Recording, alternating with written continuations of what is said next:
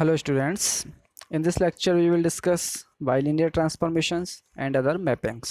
Okay, last lecture में भी हमने मैपिंग्स पढ़ी थी, कन्फर्मल मैपिंग। तो मैपिंग आपकी एक फंक्शन होता था जेड प्लेन और डब्ल्यू प्लेन के बीच में। ओके, इस चैप्टर में भी हम मैपिंग्स के बारे में ही पढ़ेंगे। सो बेसिक मैपिंग हम यहाँ पे देखेंगे कि किस किस तरह की मैपिंग्स आपकी जेड प्लेन और डब्ल्यू प्लेन के बीच में डिफाइन हो सकती हैं, उनके ये टाइप्स हैं, डिफरेंट टाइप्स। और इन टाइप्स में आपका सबसे पहला नंबर है ट्रांसलेशन। ओके, ट्रांसलेशन का मीनिंग देखिए किस तरह की मैपिंग होती है ताकि हम उसको ट्रांसलेशन बोल सकें। सो सिंस हम we know that Z equal to x plus iota Y, ये ऑलवेज होता ही है। और हमने ये भी देखा कि डब्ल्यू होता है वो यू प्लस आयोटा वी होता है। ओके, ये हम दोनों अज्यूम करके चलते हैं इनको।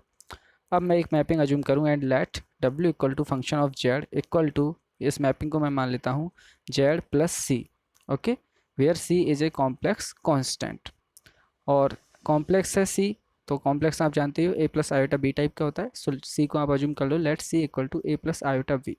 अब देखो इस ट्रांसफॉर्मेशन को, जो जो आपका मैपिंग है, इसको थोड़ा सॉल्व करके देखते हैं। सिंस डब्ल्यू equal to z plus c equal to z की जगह आप रख दो x plus iota y plus c की जगह रख दो ए प्लस आयोटा बी। अब इसमें इसको सॉल्व करो, X plus A plus iota by plus B, हमने रियल पार्ट और इमेजनरी पार्ट अलग अलग कर दिया। डब्ल्यू की जगह डब्ल्यू का मीनिंग रख दो u plus iota b equal to x plus A plus iota by plus b. दोनों तरफ कंपेयर कर दो, तो यू की वैल्यू आई x plus A and v की वैल्यू आई बाई प्लस बी। तो ये ट्रांसफॉर्मेशन था आपका फंक्शन ऑफ जेड, मैपिंग थी, यानी कि आप इसमें जेड पुट करो और आंसर डब्ल्यू में आएगा। और मैपिंग आपकी किस तरह से है, जेड प्लस सी टाइप से। ओके, ये सिंपल से, आप इसमें कन्फ्यूज मत होना। जैसे एक्स और वाई की मैपिंग होती है, function Y equal to function of X होता है जनरली जब हम कैलकुलस में पढ़ते हैं, डिफरेंशियल कैलकुलस में, इंटीग्रल कैलकुलस में। इसी तरह से यहाँ पे W equal to function of Z है और उसका जो डिफाइन कर रखा है डेफिनेशन फंक्शन की क्या है, जेड प्लस सी। यानी कि आप इसमें जेड पुट करो और आंसर आएगा डब्ल्यू में। तो हमने जेड हमारे पास क्या था, एक्स प्लस आयोटा बाई, यानी कि इसके कोऑर्डिनेट क्या थे, एक्स कॉमा बाई। और डब्ल्यू में क्या आंसर आ रहा है, यदि आप इसमें यू कोऑर्डिनेट फाइंड करोगे तो उसका आंसर कितना आएगा, X plus A, and we find करोगे तो वाई प्लस वी। और यहाँ पे ए और बी क्या थे, ये ए और बी आपके जो कॉम्प्लेक्स कॉन्स्टेंट था सी, उसके कोऑर्डिनेट्स थे a comma b, because c was complex constant. So this is called, ये जो आपकी मैपिंग है, इस तरह की मैपिंग को हम क्या कहते हैं, ट्रांसलेशन। ट्रांसलेशन का मतलब आपका जो एक्स था वो अब किस पे शिफ्ट हो गया है, एक्स प्लस ए पे। इसी तरह से वाई की जो इमेज आएगी वो किस पे शिफ्ट हो जाएगी, वाई प्लस बी पे, और ये आपके यू और वी होंगे। So in this mapping, every point x comma y of domain D in Z plane will have its image at x plus a comma y plus b in W plane. Okay, clear है। यानी कि x y जो भी आपका Z plane का point होगा उसकी image W plane में क्या आएगी, x plus a y plus b. That is coordinates are only translated, यानी कि इसमें आपके जो कोऑर्डिनेट्स हैं x और y वो ट्रांसलेशन हो गया, उनका शिफ्ट हो गए हैं वो दूसरी जगह पे।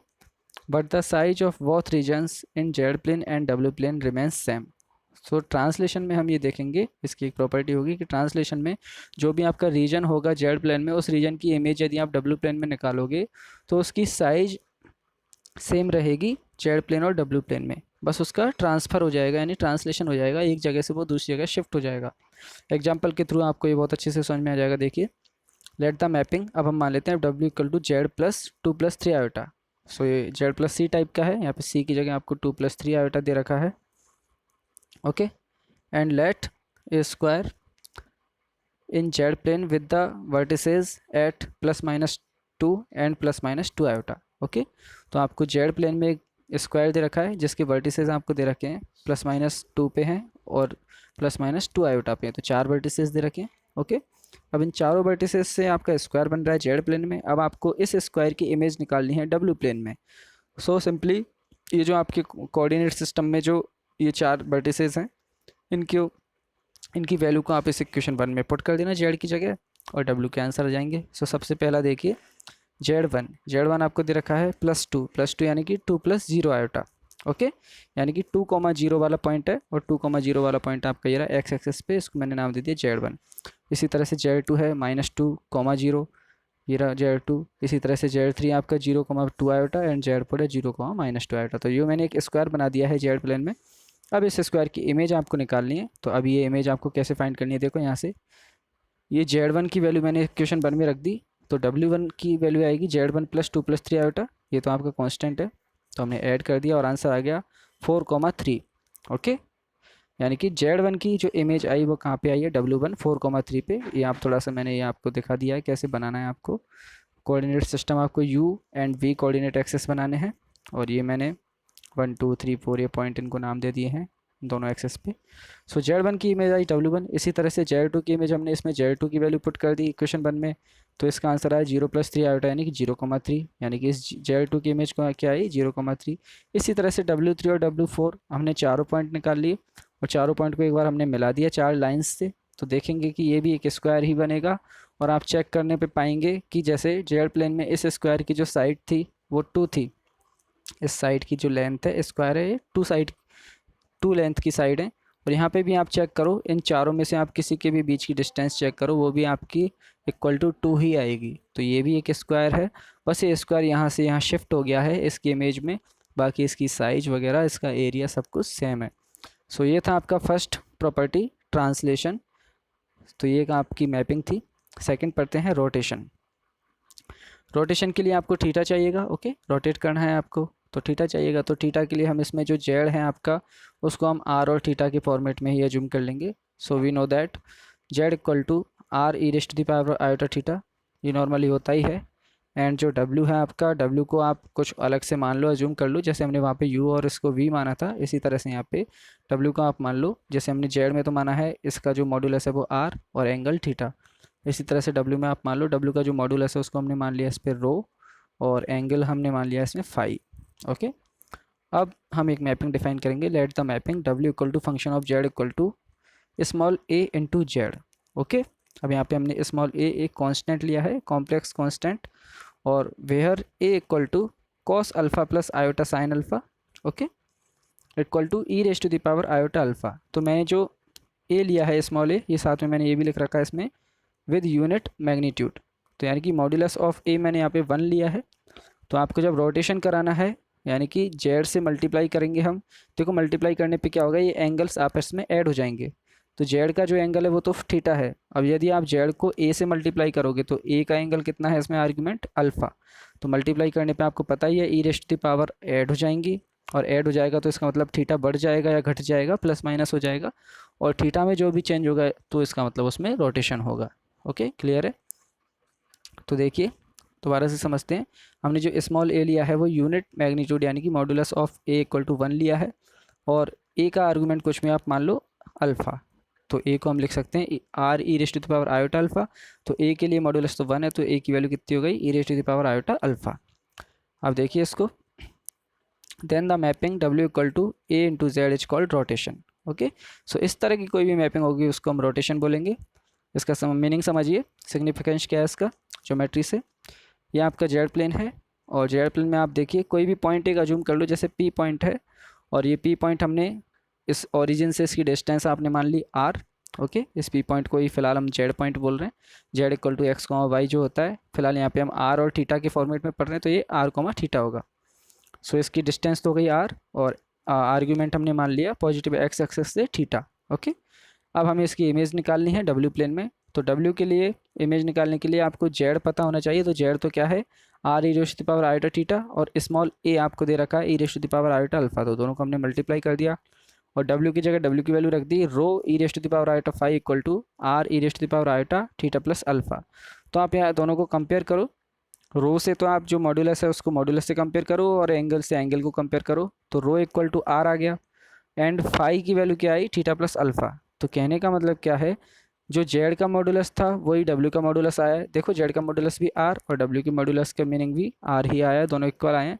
इसका मतलब no change in modulus of Z, यानी कि जब कभी भी आप रोटेशन करोगे तो जो जेड का मॉड्यूलस होगा वो ही डब्ल्यू का मॉड्यूलस आएगा, यानी कि दोनों की ओरिजिन से डिस्टेंस तो सेम आएगी। ओके, इसलिए मैंने यहाँ पे देखो ये भी आर डिस्टेंस पे है, और ये जो पी की इमेज पी डैश है ये भी आर डिस्टेंस पे ही है। अब एंगल के बारे में बात करते हैं। डब्ल्यू का जो एंगल है फाई वो क्या होगा थीटा प्लस अल्फ़ा, यानी कि थीटा में आप अल्फ़ा ऐड कर दोगे। अब अल्फ़ा आपको ज़रूरी नहीं पॉजिटिव भी हो, प्लस माइनस कुछ भी हो सकता है। ओके, तो आप इसमें जो भी अल्फ़ा थीटा जो भी होगा आपका अल्फ़ा उसको आप थीटा में ऐड कर दोगे। So change in theta by alpha. Okay, तो थीटा में कितना चेंज हुआ अल्फ़ा से। तो फाइनली ये इसका देखो ओ डैश पी डैश ये डिस्टेंस तो आर ही रहेगी, बिकॉज मॉड्यूलस में कोई चेंज नहीं हुआ है, और एंगल कितना हो गया theta plus alpha positive u axis से। Okay, so this is called rotation. अब यदि आपका अल्फ़ा पॉजिटिव है तो पॉजिटिव हम जानते हैं कि एंटी क्लॉकवाइज रोटेशन होगा, और यदि अल्फ़ा नेगेटिव है तो क्लॉकवाइज रोटेशन होगा। ओके, साथ में ये भी देखिए mod W equal to mod Z equal to R, ये आपको पता ही, हमने अभी अभी चेक किया था कि आर जो है वो रो के इक्वल आता है, यानी कि डब्ल्यू का जो मॉडुलस है वो जेड के मॉडुलस के ही इक्वल आएगा। और जो आर्गुमेंट ऑफ डब्ल्यू है वो क्या होगा, argument of Z plus alpha, यानी कि phi equal to theta plus alpha. Okay, ये हमने यहाँ ऊपर निकाल लिया है, यानी कि डब्ल्यू के आर्गुमेंट में क्या आंसर आएगा, जेड के आर्गुमेंट में आप अल्फ़ा ऐड कर दोगे तो वो डब्ल्यू का आर्गुमेंट आ जाएगा। एक और नोट यहाँ पे देखिए, इन rotation geometry will remain same. Okay, तो हम ऊपर देखते हैं, जैसे हमने यहाँ पे देखा एक पॉइंट था, तो इस पॉइंट की इमेज पॉइंट ही आई। ओके, तो जब भी आप रोटेशन करोगे तो ज्योमेट्री आपकी सेम रहेगी। ओके, तो आपको याद रखना है, एग्जांपल के थ्रू आपको ये समझ में आ जाएगा। देखिए, let the mapping W equal to iota into Z. Okay, तो जेड तो आपका जो है कॉम्प्लेक्स नंबर है, जनरल आर्बिटरी, और इसको आपने किससे मल्टीप्लाई किया है, आयोटा से। ओके, किसी से भी आप कर सकते हो, तो जिससे भी आप मल्टीप्लाई कर रहे हो उसको आपको देखना है कि वो यूनिट मॉडुलस का है कि नहीं। सो हम देखेंगे कि आयोटा का जो मॉडुलस होता है वो 1 होता है। ओके, मॉड आयोटा 1 होता है आपका, तो सही है आपका ये, क्योंकि हमने ऊपर जो इसका केस पढ़ा है उसमें मॉडुलस 1 ही था ए का, तो ए की जगह आपको आयोटा दे रखा है, ए इंटू जेड।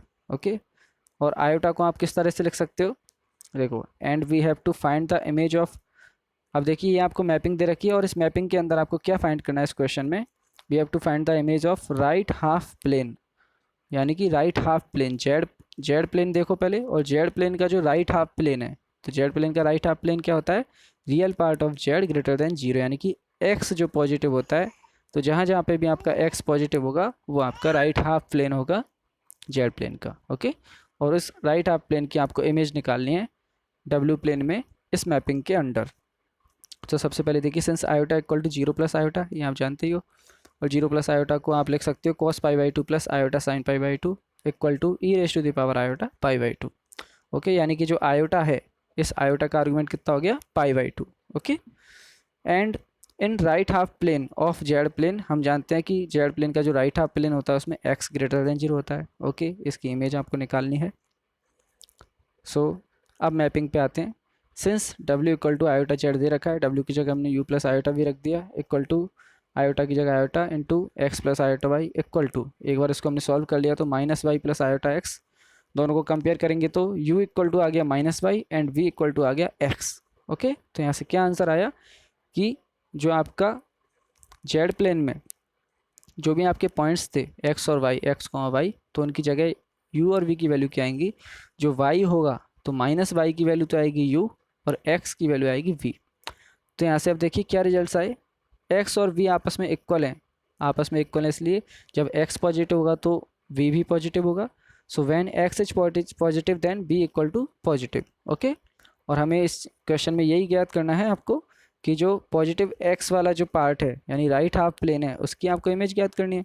तो इस पार्ट में x पॉजिटिव है, तो जब आपका x पॉजिटिव है तो v भी पॉजिटिव आ गया, तो जो भी आपका आंसर आएगा उसमें आपको जो v है उसको पॉजिटिव लेना है, और b पॉजिटिव आपका ये ऊपर वाले पार्ट में होता है। ओके, साथ में अब आपका वहाँ पे y वेरी कर रहा था, y आपका प्लस माइनस कुछ भी हो सकता है, देखो जेड प्लेन में, तो y पर वेरी करेगा तो u भी वेरी करेगा। ओके, और क्योंकि y और u आपस में यहाँ पे रिलेटेड हैं, y equal to minus u या फिर u equal to minus y, तो जब y पॉजिटिव तो u negative and y negative then u positive. तो फाइनली आपको यहाँ पे क्या आंसर आया, जो v है वो v तो आपका ऑलवेज पॉजिटिव रहेगा, और जो u है वो प्लस माइनस कुछ भी हो सकता है। तो इस प्लेन का जो इमेज आई वो क्या आई, ये अपर हाफ प्लेन आ गया W में। ओके, और हमने इसमें कितना रोटेट किया, पाई बाई टू। ये कहाँ से पता लगा पाई बाई टू, बिकॉज जो आयोटा से आपने मल्टीप्लाई किया था तो आयोटा का आर्ग्यूमेंट किया था पाई बाई टू, और वो प्लस था, प्लस का मतलब एंटी क्लॉकवाइज। सो मैंने यहाँ पे लिख रखा है anti clockwise pi by two rotation.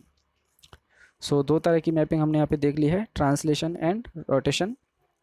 और रोटेशन में आप देखिए ज्योमेट्री आपकी सेम रहेगी, ये आपका जेड प्लेन में एक प्लेन था राइट हाफ प्लेन, और इसका जो आंसर आया वो भी एक हाफ प्लेन ही आया है, तो ज्योमेट्री दोनों तरफ सेम है। ओके, रोटेट बस वो हो गया है।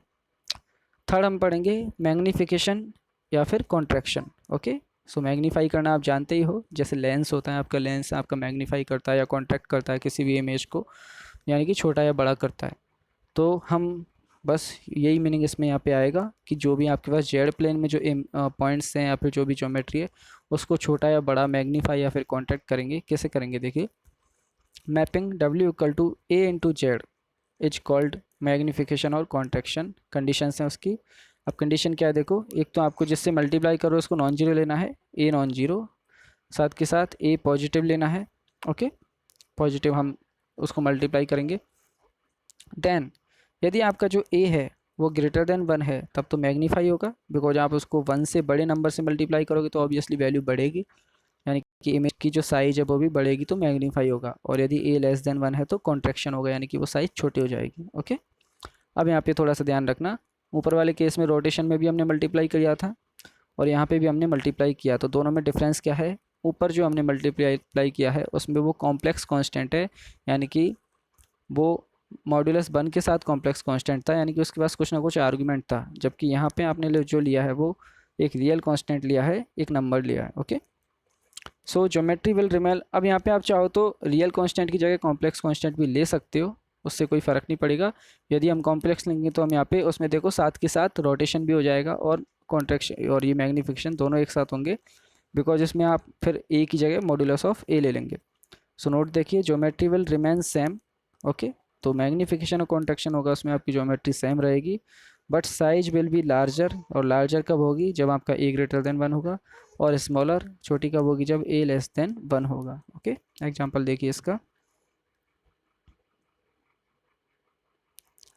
Let the mapping W equal to 2 into z. अब हमने देख लिया 2 से मल्टीप्लाई किया और 2 आपका अल्फ़ा की वैल्यू हो गई जो कि 1 से बड़ा है, इसलिए आपका जो साइज है वो बढ़ जाएगा यहाँ पे।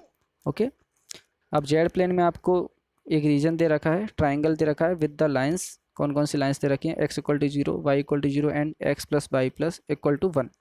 सो 3 लाइन दे रखी हैं, इन तीनों लाइन से घिरा हुआ एक ट्राइंगल है। इस ट्राइंगल की इमेज हमको इस मैपिंग के अंडर निकालनी है W प्लेन में। तो चेक करते हैं, सबसे पहले W equal to 2 into z, डब्ल्यू की जगह u plus iota v equal to 2 into x plus iota y. दोनों को कंपेयर करेंगे तो आंसर आएगा u equal to 2x and v equal to 2y, यानी कि x और y की जो भी मीनिंग है उसको 2 से मल्टीप्लाई करने पे u और v आपको प्राप्त हो रहा है।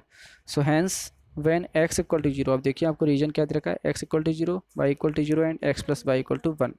तो फर्स्ट लाइन से क्या आंसर आया, जब आपका x 0 होगा तो u भी 0 होगा यहाँ से। इसी तरह से जब y 0 होगा तो v 0 होगा, ये आपकी अलग लाइन आ गई।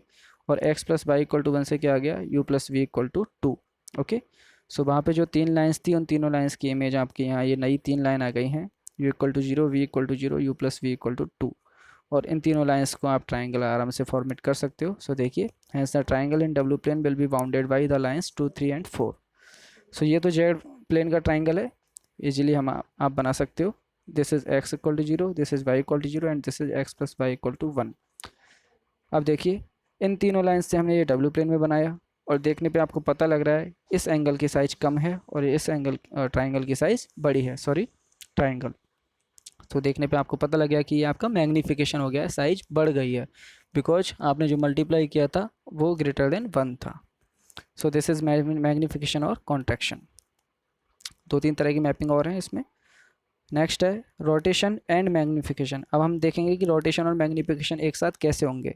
तो मैंने अभी आपको ऊपर भी बताया था कि यदि आप इस कांस्टेंट को कॉम्प्लेक्स कांस्टेंट ही लोगे तो रोटेशन और मैग्नीफिकेशन दोनों एक साथ होंगे। देखिए क्यों होंगे, यदि हम ये मैपिंग ले रहे हैं W equal to beta into z, where beta is complex constant और बीटा को आप अज्यूम कर लो, इसका मॉड्यूलस तो मैंने मान लिया स्मॉल v एंड इसका जो आर्गूमेंट है वो मैंने मान लिया शाई।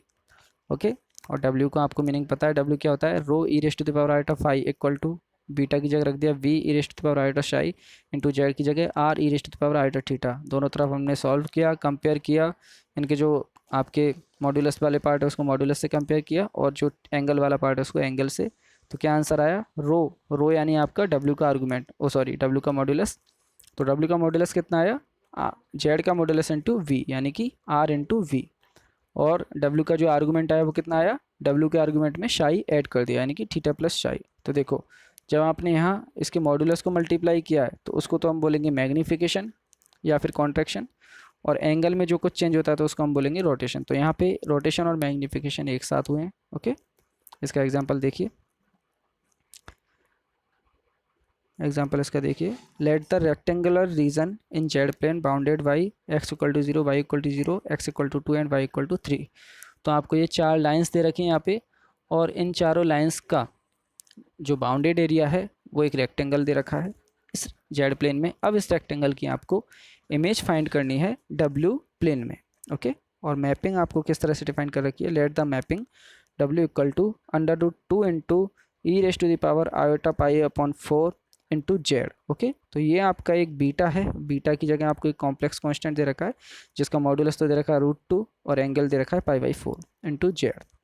तो सिंपल सा है, डब्ल्यू की जगह rho into e raise to power iota phi, ये हमने एच रखा, जेड की जगह r E raise to power iota theta. इसके बाद हमने इसको सॉल्व किया। अगेन आप डब्ल्यू की जगह रख सकते हो u plus iota b, because आपको देखो एक्स और वाई में आपको सिस्टम दे रखा है, तो आप इसको u प्लस आयोटा बी में पुट कर लो ताकि एक्स और वाई में आप इजीली इसको सॉल्व कर सको। सो मैंने इस rho into e raise to power iota phi की जगह पूरा का पूरा क्या लिख दिया, u plus iota v equal to √2 मैंने एच रखा, और e raise to the power iota π/4 को आप लिख सकते हो cos π/4 plus iota sin π/4 into z की जगह आप लिख सकते हो x plus iota y. Okay, इसको हम सॉल्व करते हैं। सॉल्व करने के बाद रियल पार्ट और इमेजनरी पार्ट दोनों की कंपेयर करेंगे तो आंसर आएगा u equal to x minus y and v equal to x plus y. दो इक्वेशन आ गई। अब आपको x और y की डिफरेंट डिफरेंट वैल्यूज इनमें रखनी है, और u और v की डिफरेंट डिफरेंट वैल्यूज आपको गेट करनी है इसमें। सो x और y की आपको यहाँ पे 4 वैल्यूज़ दे रखी हैं, इन चारों को आप रैंडमली इनमें पुट करो। ओके, तो 4 लाइन्स हैं वो एक तरह से। सो देखो x और y यदि हम दोनों जीरो ले लें, x equal to 0, y equal to 0, ये दो लाइन्स हैं, उन दोनों लाइन्स का इंटरसेक्शन पॉइंट क्या होगा, 0,0। इस 0,0 को यदि आप पुट करो इक्वेशन 2 और 3 में तो क्या आंसर आएगा, u equal to 0 and v equal to 0।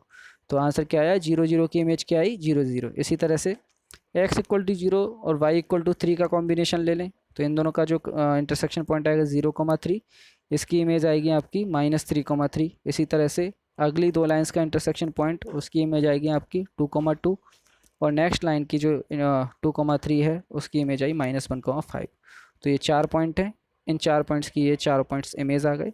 Draw करते हैं इनको हम ज्योमेट्री में। देखिए ये मैंने जेड प्लेन बना लिया चारों पॉइंट्स से मिलके। ओके, और इनकी जो इमेज आई है वो हमने ड्रॉ कर ली, और इस तरह से ये एक रेक्टेंगल, ये भी एक रेक्टेंगल। तो हमने देखा ये रोटेशन भी हुआ है इसमें, और साथ में मैग्नीफिकेशन भी हुआ है, ये छोटा है और ये थोड़ा सा बड़ा है। ओके, बिकॉज आपका जो √2 है वो ग्रेटर देन 1 होता है, इसलिए इसमें आपका रोटेशन और मैग्नीफिकेशन दोनों हुए हैं। ओके, और मैपिंग हम अगले लेक्चर में देखेंगे इसकी।